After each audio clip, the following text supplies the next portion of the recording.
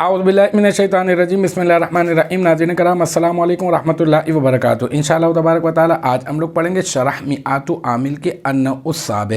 اب تک جو ہے اس سلسلے میں ہم لوگ تقریباً جو ہے وہ 35 ویڈیوز بنا چکے ہیں۔ انشاءاللہ تبارک و تعالی یہ ہوگا ہمارا پارٹ نمبر 36۔ ہم لوگ پڑھ رہے ہیں ایسے اسماء کے بارے میں جو فعل مضارع پر عمل کرتے ہیں، کس معنی میں ہو کر، ان شرطیہ کے معنی میں ہو کر عمل کرتے ہیں۔ پھر ہم لوگ جو ہے من، ما اور متا، ایون، مہما اور اینما، انا، اس کے بارے میں ہم لوگ پڑھ چکے ہیں۔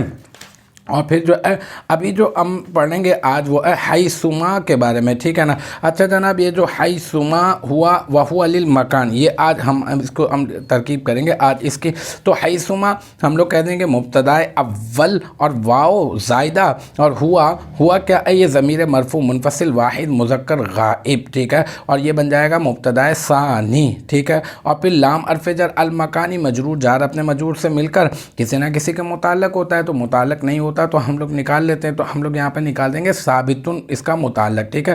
پھر ثابتن اس میں فاعل اپنے فاعل اور ظرف مستقر سے مل کر، ثابتن اس میں فاعل، اس میں ہوا ضمیر مرفوع متصل مستتر راجع بسوئے مبتدا ثانی، اس کا فاعل، پھر اس میں فاعل اپنے فاعل اور ظرف مستقر سے مل کر شبہ جملہ اسمیہ ہو کر بن جائے گا مبتدا ثانی کی خبر، پھر مبتدا ثانی اپنی خبر سے مل کر بن جائے گا جملہ اسمیہ خبریہ ہو کر بن جائے گا مبتدا اول کی خبر، اور پھر مبتدا اول اپنی خبر سے مل کر بن جائے گا جملہ اسمیہ خبریہ۔ تو الحمدللہ یہ ہمارا پارٹ نمبر 36 بھی اپنے اختتام کو پہنچا۔